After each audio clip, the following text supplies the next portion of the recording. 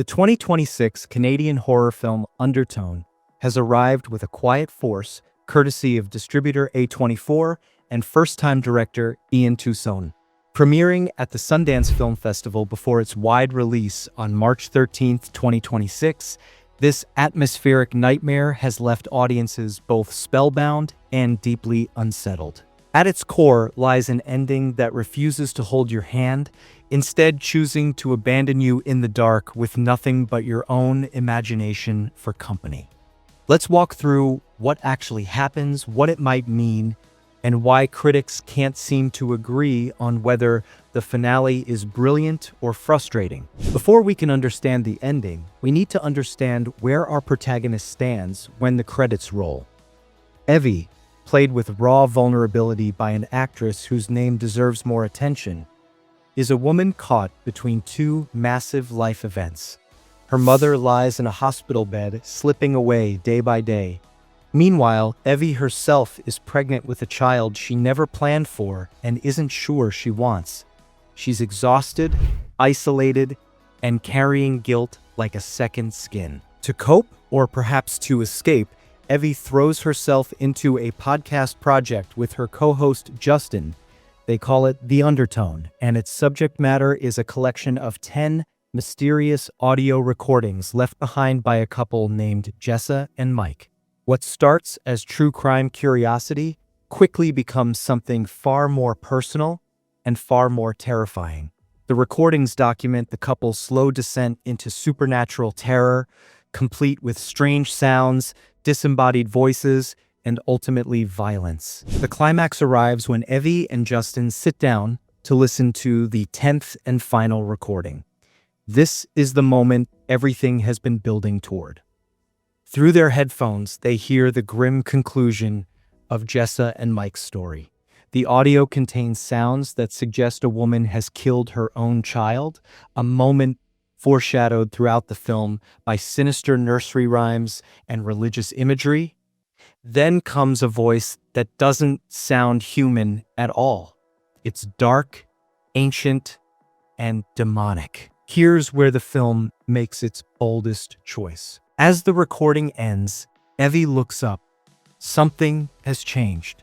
The entity that lived only in the recordings now feels present in her room, in her space, in her reality. The barrier between the haunted audio and the living world has dissolved completely. We watch Evie realize this, we see the terror dawn on her face, and then the screen cuts away. We never see what happens next, we never see the entity, we never see Evie's fate. The film simply ends, leaving us suspended in that moment of dreadful anticipation. The film never gives the supernatural force a name, and that's entirely intentional. But the clues are scattered throughout, like breadcrumbs leading nowhere specific. Religious imagery fills Evie's world, from the icons in her mother's house to the themes of corruption and sacrifice that weave through the story. This points toward something demonic, something ancient that understands human guilt and knows exactly how to exploit it. More specifically, this entity seems drawn to mothers. Its victims, both Evie and the woman on the tapes, share that connection. The horror isn't just about death, but about the perversion of the maternal bond, the unthinkable idea of a mother harming her own child. This theme echoes through the film's sound design, which repurposes innocent nursery rhymes into something deeply sinister. But here's the question the film refuses to answer. Is the entity real, or is it a manifestation of Evie's trauma, grief, and exhaustion? We've watched her spiral throughout the story. We've watched reality bend around her perceptions. By the end, we can't trust our own eyes any more than she can trust hers.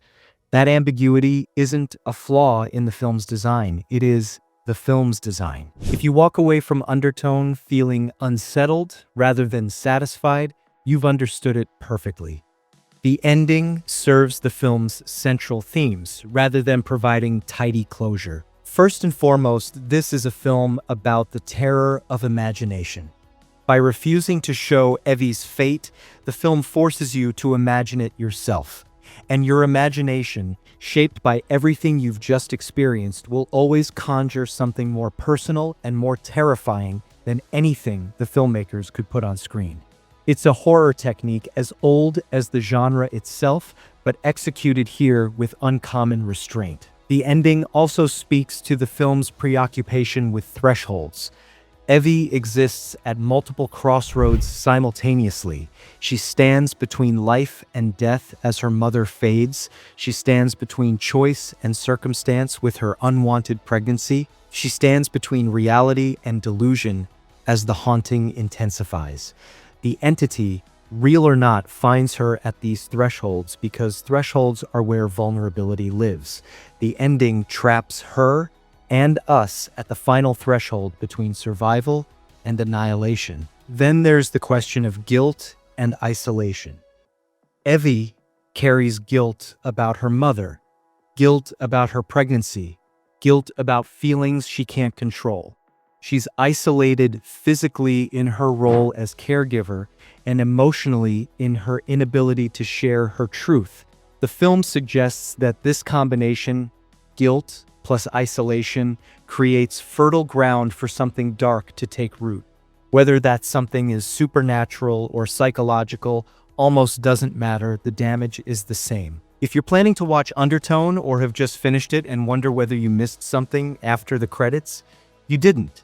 The film contains no post-credits scene, no mid-credits tease, no final jump scare waiting for impatient viewers. When the story ends, it ends completely. You're free to leave, or, better yet, free to sit in the dark for a moment and let the silence do its work. Undertone is a film that trusts its audience to handle uncertainty. Its ending doesn't explain the entity, confirm Evie's survival, or distinguish between supernatural horror and psychological breakdown. Instead, it leaves you exactly where Evie finds herself, standing at the edge of something terrible, unable to look away, unable to know what comes next. Whether that's brilliant storytelling or frustrating evasion depends entirely on what you want from horror. But either way, it's an ending that will stay with you, whispering in the back of your mind long after the screen goes dark. And that's it from me. If you liked this video, subscribe to ShowSlab, new reviews dropping every week. Comment below what you want reviewed next. Peace.